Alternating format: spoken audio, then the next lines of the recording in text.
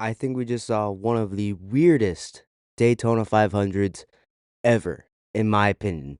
The crazy fuel strategy, the crazy pit stop cycles, and it all ends with Tyler Reddick winning the Daytona 500 for a team that was literally suing NASCAR not even like 2 months ago.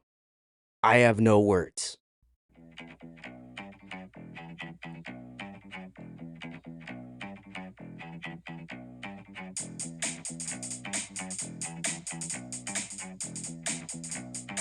How's it going, everyone? Welcome back to Talkin NASCAR. I'm your host, Andrew, and welcome to the Daytona 500 race weekend recap. My first ever Daytona 500 race recap on this show. Feels great to be doing this. I cannot lie, I have been super excited to be doing one of these. Last year, I didn't start the show early enough to, cover the Daytona 500. I covered it on Talking Sports with Miles and Andrew, and I ended up having to start the show on Memorial Day with the Coca-Cola 600, which, in my opinion, isn't the worst place to start, but it isn't this. It isn't the 68th running of the Daytona 500, and thank God I probably did it this year instead of last year, at least in my opinion. But anyways, we got a lot to cover here. I mean, this race had a lot thrown into it. First, NASCAR moved this race 1 hour early, had the festivities all begin an hour early due to impending weather, possibly as we got into the later afternoon and into the early evening. And if you were sticking around to the end of the race, if you were seeing on TV, you saw the weather moving in very, very quickly. I mean, dark clouds were gathering to the west of the speedway. Thankfully, they got everything, the race done before all that weather moved in, so we didn't have another rain delayed 500 like last year's was. And I mean, for most of this race, it was bright and sunny, midday, just, a little bit earlier than usual, in my opinion. And I personally would have liked to see, the 500 end probably in the evening, under the lights. But still, what we got was very, very entertaining to say the least. I mean, some of the storylines heading into this being the first race of the season made you excited for this NASCAR season. I mean, it definitely did. First, the chase format is obviously returning to NASCAR. NASCAR's upping the horsepower at some short tracks and road courses. Homestead Miami is going to be the season finale once again. The lawsuit is over between 2311 Racing and NASCAR. And even as we get into the race itself and into speed weeks, you have Kyle Busch on the pole. Will his 21 years of trying finally pay off? Will he finally get his first Daytona 500 championship? Will William Byron be the first driver ever to win 3 consecutive Daytona 500s? The amount of storylines coming into this weekend were a crazy amount. I mean, even beyond that, Casey Mears making it to the Daytona 500 for on his road to 500 career NASCAR Cup Series starts. This one in the 500 make it 495 for Casey Mears. BJ McLeod makes it into the 500 after Anthony Alfredo's dual performance was disqualified. So he's in the 500 now. We'll get to him a little bit later. Some of the storylines that even like Speed Weeks created were really, really cool. You had Chase Elliott on winning a duel, and Joey Logano winning a duel as well. And of course, not to mention, it has been 25 years and 25 Daytona 500s since we lost the Intimidator Dale Earnhardt. And even as the race began, those first 3 laps, with everyone in attendance, holding up the 3 on their hands, standing in salute, absolutely silent. Even the broadcasters were silent as all cars continued to circle Daytona International Speedway.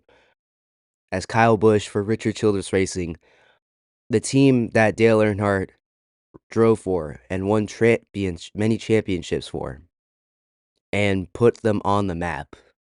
There's just no way you can write it up any better. And one final thing, it's the friggin' 250th birthday of America. So this Daytona 500 had a lot going into it. And in my opinion, it didn't disappoint us. It could have been better, for sure. but I don't think it was a bad race overall. So let's go ahead and get into it.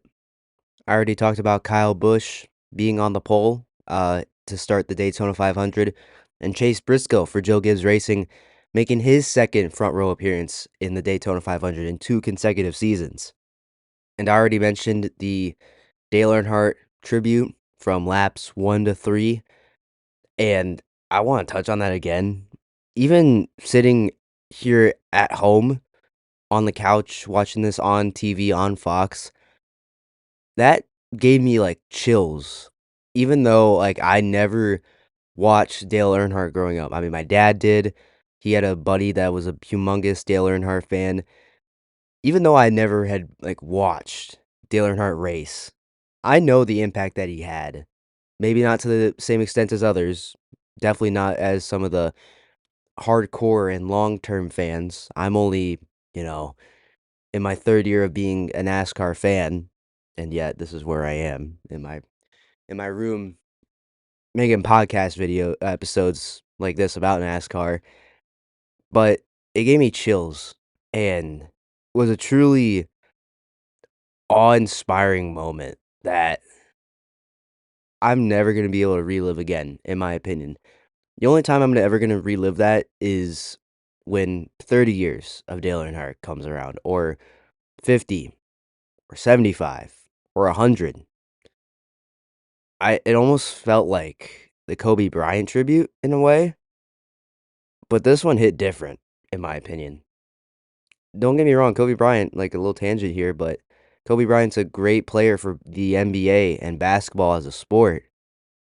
But Dale Earnhardt hit home more to America as a country.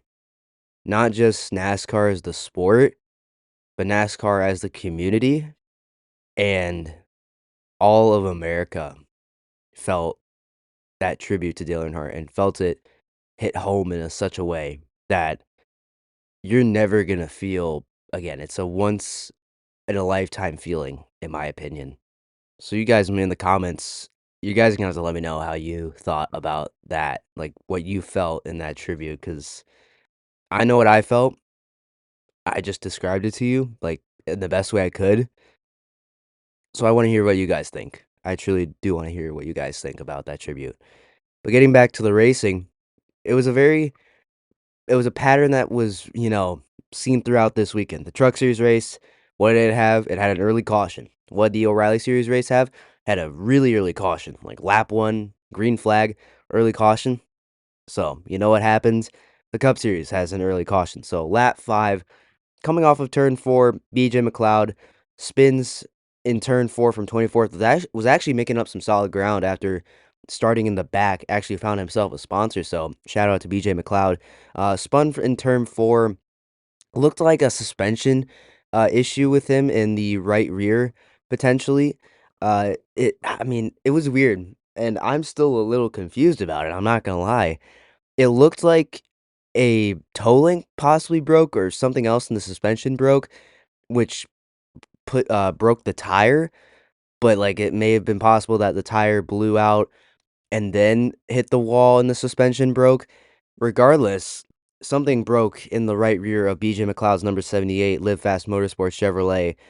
He spun out, collected William Byron, back-to-back Daytona 500 champion, going for a three-peat, had to start in the rear in a backup car after his crash in the duels. Chris Buescher as well collected, had the similar story as William Byron, and Justin Allgaier as well for Junior Motorsports, coming off a really good run at Daytona in the O'Reilly Series, gets a little bit of damage in that number 40 car from this crash. He's able to continue. All three of them are able to continue with minimal damage as well, but unfortunately, that would be the end of the day for BJ McLeod. I was really looking forward to seeing what he could do because BJ McLeod is such a fun story, such a great racer, in my opinion. For what he has for resources, what he can bring to the track is quite impressive. It truly is, and I'm very disappointed to see that this is how BJ McLeod's Daytona 500 ends, but tough luck for him. Regardless, we move on.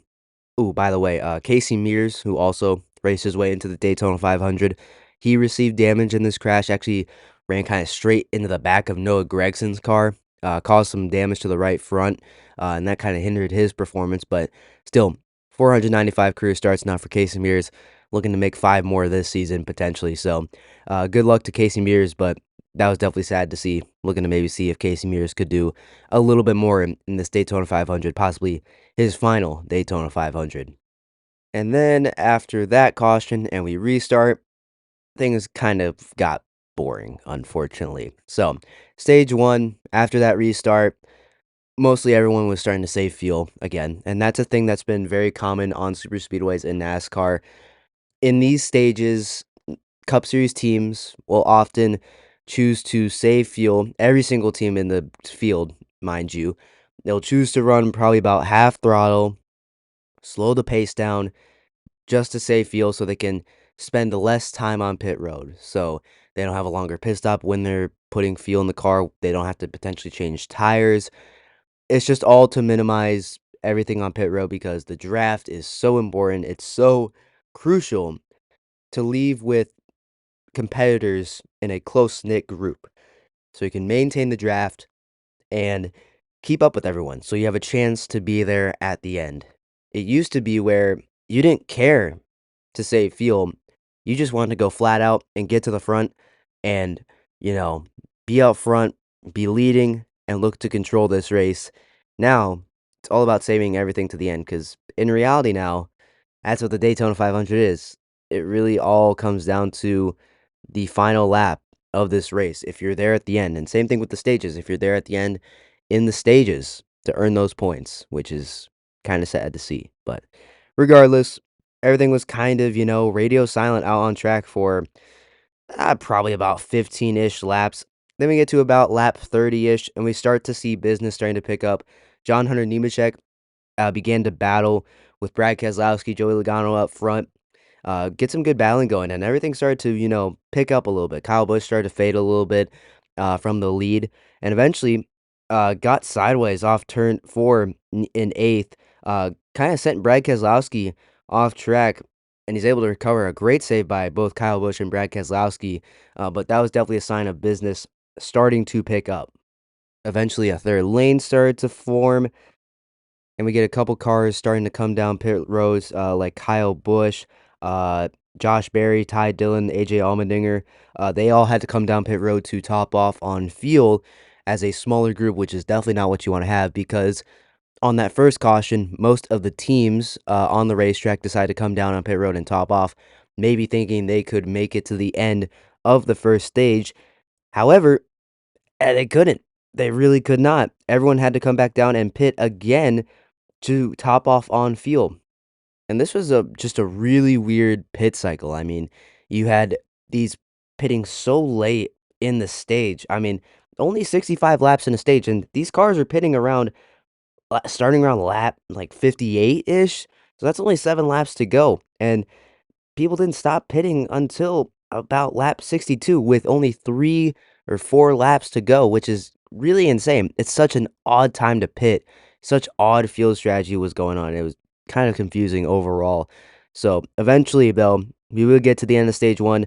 A little bit of a pack consisting of Zane Smith, Austin Cindric, Ryan Blaney, Carson Hosfar, and a couple other cars, mostly some Fords, were able to stretch it on field, and Zane Smith would end up picking up his first career stage win at Daytona, winning stage one, followed by Cindric, Blaney, Hocevar, Daniel Suarez in the 7 car, Chris Buescher, Michael McDowell, Ryan Preece, Alex Bowman, and Noah Gragson. Those top 10 were all able to stretch it on field and make it to the end of the stage. However, Noah Gragson actually ran out of fuel on the pace laps and had to be helped to pit road when it did open by Josh Berry in the 21 car. So that was a cool scene. It was a nice little scene there between Berry and Noah Gragson. Very cool to see Berry helping out Noah there.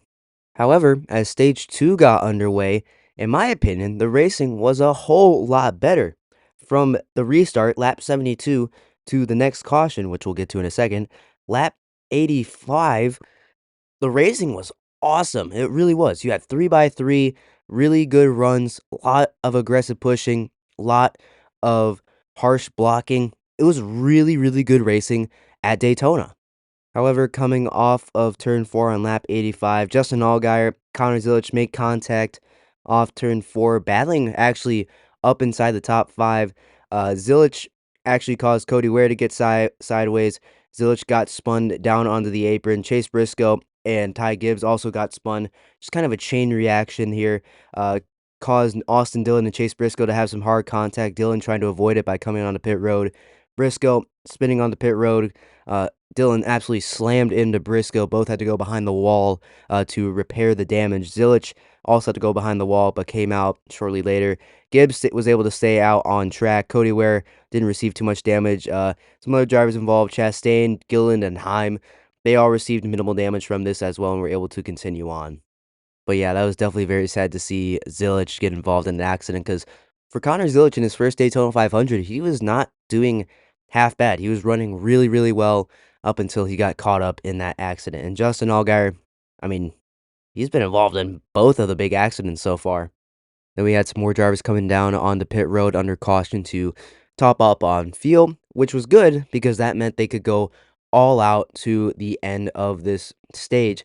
And that's what we got. Really good hard racing for a little over, I would say, let me see here. Probably about a little over 30-ish laps up until we got to lap 124, close to the end of the second stage. Lap 124, Justin Allgaier leading the field, heading into the tri-oval, gets a little out in front of the rest of the pack and Denny Hamlin, comes up to block Hamlin, but leaves half a lane open on the top. Hamlin being aggressive, trying to go around the outside of Allgaier, and Justin Allgaier gets a little lazy with his block, ends up getting put in the wall. Hamlin goes into the wall as well and triggers the big one.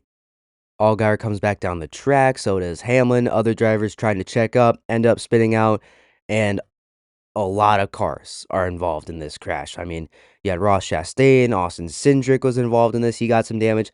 Larson got tore up really, really bad. Kyle Busch got a little bit of damage. Hamlin got put in the wall, got some damage as well. Blaney got a tiny bit of damage. Logano got some pretty big damage. William Byron got spun around a couple times. Todd Gillen got another big hit. That would end his day pretty much.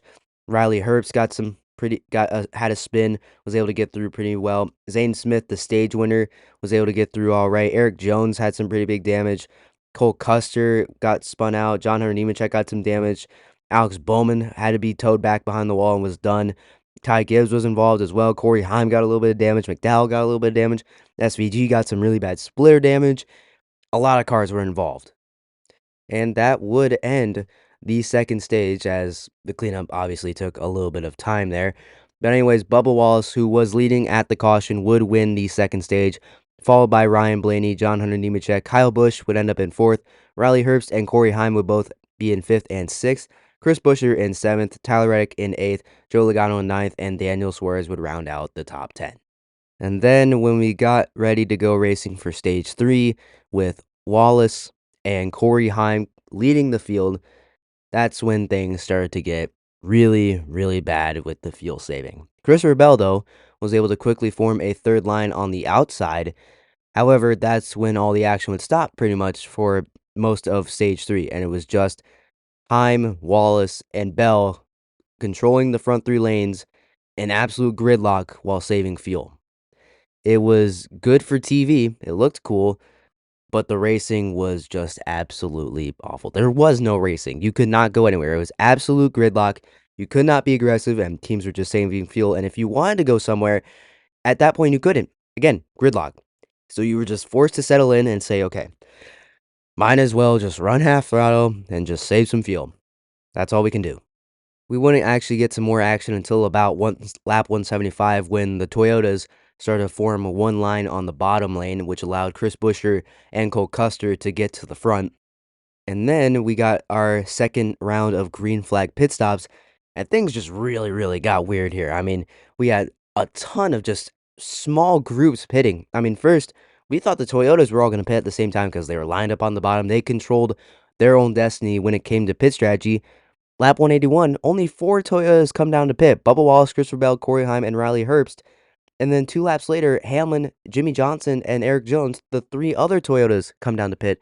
Not to mention Reddick and Herbst, or excuse me, Reddick stays out on the racetrack with John Hunter Nemechek. I mean, what is going on? We don't I don't like, no one could understand what was going on because these groups were not very big. We all expected the manufacturers to all come down pit road at the same time. A couple laps later, the Fords come down with Buescher, Berry, Gregson, Brad Keselowski, Reddick joins that group, Ryan Preece, Nemechek, and Allmendinger. Now Chastain gets the lead, and then Cole Custer also runs out of gas, which kind of ruins his race. But again, a kind of a smaller group that wasn't very organized. It was not very conventional pit cycle stuff. It really wasn't. A couple laps later, Chastain, Hosvar, and then Stenhouse and Ware pit. Chase Elliott now leading. Another lap later, Chase Elliott, Kyle Busch, Byron, Ty Dillon, Gibbs, Suarez, and Larson pit. Just not very big groups, and they were not very organized. And then eventually, we would see these smaller groups able to actually make some good speed, though. It was just very weird. No one was expecting these small groups to happen, but out on track, they were actually making solid time to where when they merged together, they made solid packs. It was just very unconventional pit road cycle, green flag pit stop cycle movement. It was very weird. I don't remember the last time I had seen such small groups that were as organized as this. Like I can remember 2024 at Talladega, there was a group of Toyotas that, did that one time and it didn't end very good because they were almost too organized, almost to a fault. And this, like 3 cars pitting at one point, like that like that group ended up actually not doing very good. Like Johnson and Hamlin and Eric Jones, they ended up not finishing very, very well. They got caught in the back, ended up getting caught up in a wreck later, which we'll talk about. It was just, I can super confusing pit strategy. I don't understand, like, the communication was not very good. It ended up somewhat working for some of these groups again. Just I can't get over how just unconventional it was. And by the pretty close to the end of this pit cycle, there was only one single car that had not pit with everyone else, and that was Michael McDowell in the 71 car for Spire Motorsports. McDowell and his crew chief Travis Peterson love to be aggressive and gamble a lot when it comes to fuel strategy.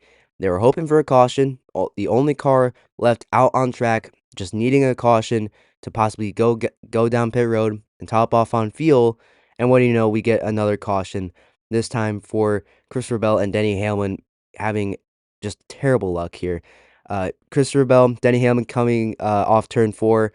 Corey Heim gives Denny Hamlin, his boss, actually, kind of just a really bad shove off turn 4, sends Hamlin down into Bell, collects Corey Heim, Eric Jones as well, Ryan Preece also gets some contact in the wall. Not too much damage for any of them. Corey Heim gets some pretty decent damage, and that kind of stalls his momentum there. And there you go. That was really what set up Michael McDowell to get the front row coming back together and controlling the race. And just to add on to that, he had enough fuel to make it to the end of the race under green. Now, an overtime finish might be a different story, but by the time he would come to the restart, he was 3 laps to the good. So it was from there, full send for Michael McDowell. He was on the front row with Tyler Reddick on his inside with only 4 laps to go. Restart, here we go. Reddick and McDowell on the front row, and eventually, McDowell and Hocevar, 2 teammates, find themselves in the front of the pack in front of everyone. It was unbelievable, and it looked like Spire Motorsports might be the ones to win this race. And Joey Logano as well, who started in 14th, who restarted in 14th, was able to get up to 4th in just 1 lap. Absolutely incredible stuff we were seeing as we came to the white flag. Carson Hocevar leading the way. But then, right after taking that white flag, Eric Jones gives Carson Hocevar a very aggressive shove, sends Carson Hocevar spinning, exiting the tri-oval, collects Eric Jones, Michael McDowell, John Hunter Nemechek, Ty Dillon, Blaney got caught up in that, Cole Custer as well, Corey Heim, Jimmy Johnson, a lot of cars involved in that crash, and Chase Elliott ended up emerging as the leader, exiting turn 2 with help from Zane Smith. Ricky Stenhouse Jr. was up there as well. Tyler Reddick eventually comes surging back on the back straightaway with his teammate of Riley Herbst down the back straightaway.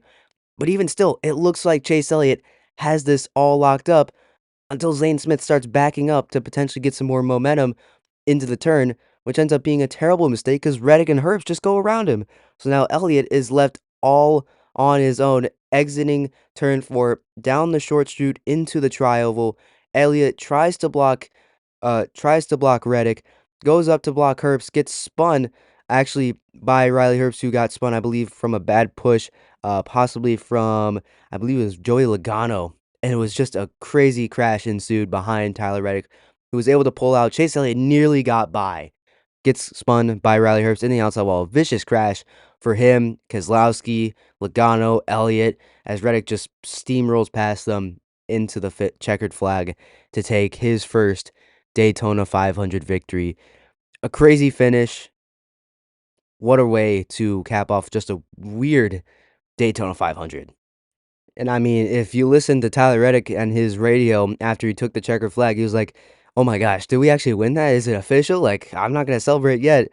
And yes, Reddick did win at time of recording. There hasn't been any like DNQs yet, but I'll be sure to react to those if there is any. But anyways, Tyler Reddick wins the 2026 Daytona 500. Only less than 2 months after NASCAR and the teams 2311 Racing and Forever Motorsports settle their lawsuit, and Reddick walks away with the Harley J. Earl Trophy with his name engraved on it. Wow. Just absolutely incredible stuff.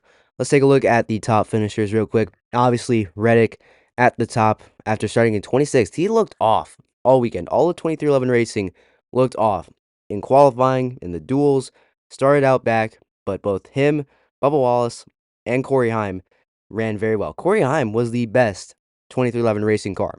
He was able to qualify his way in on speed and race really, really well, not only in the duels, but in the 500 itself, until a crash took him out of it.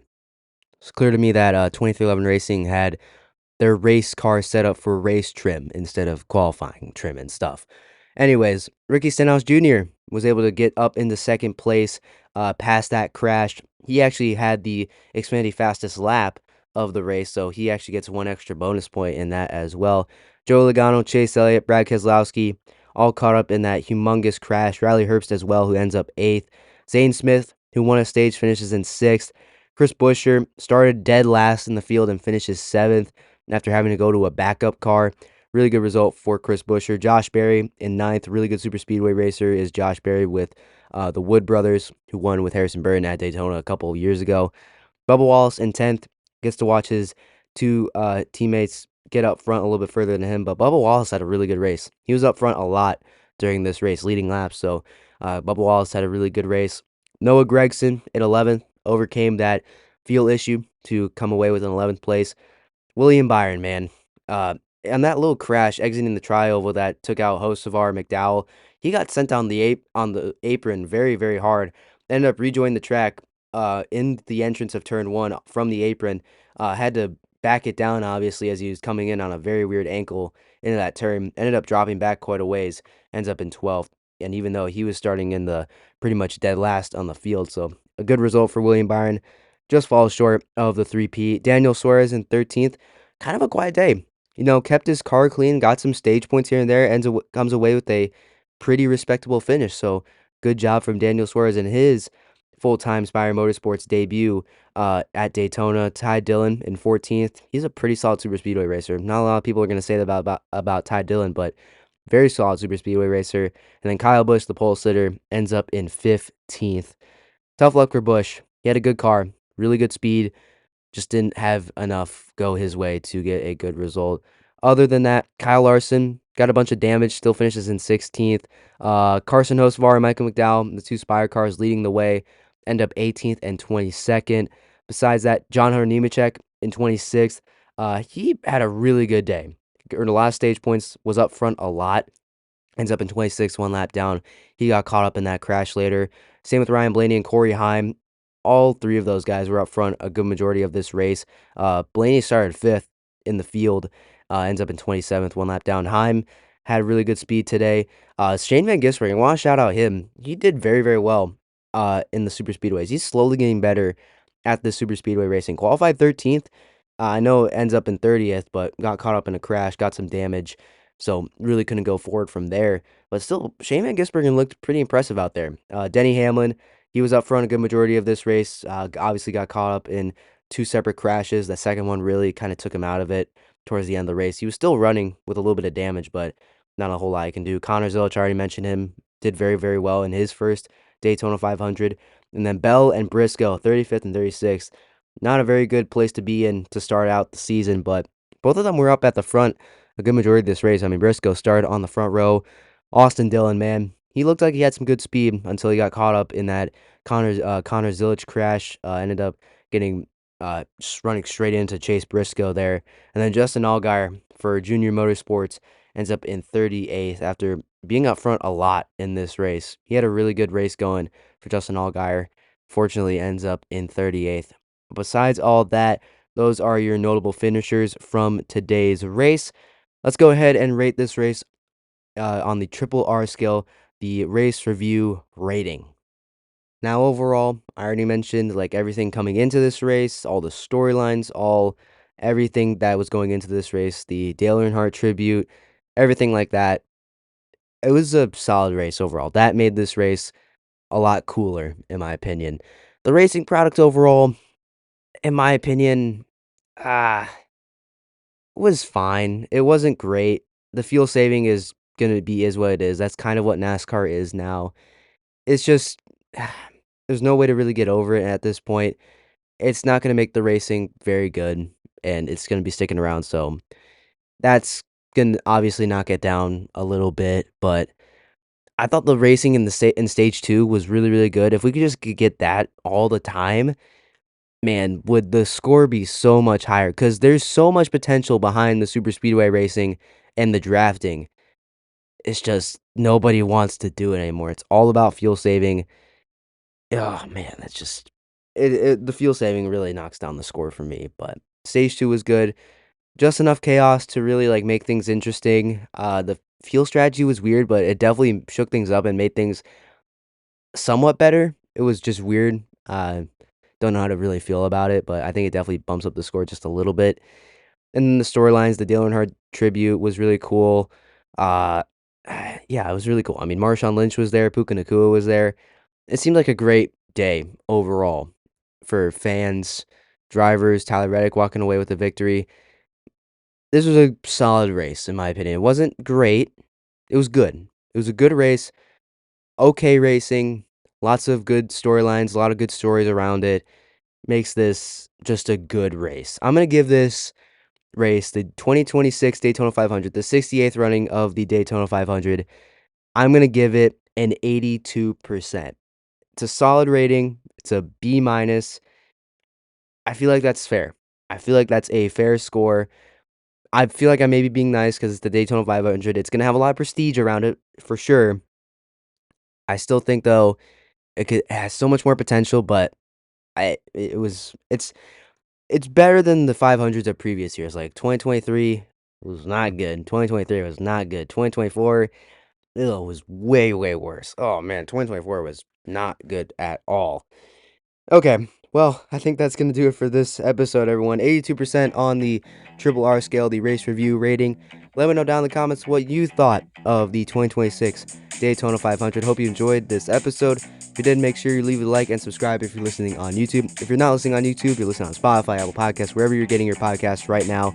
Make sure you follow the show so you never miss another upload. And if you want to check out Talking Sports with Miles and Andrew, I'll have links to the Spotify page and the YouTube channel down in the description below. So go check those out as well. But that'll do it for me, everyone. Hope you enjoyed this episode.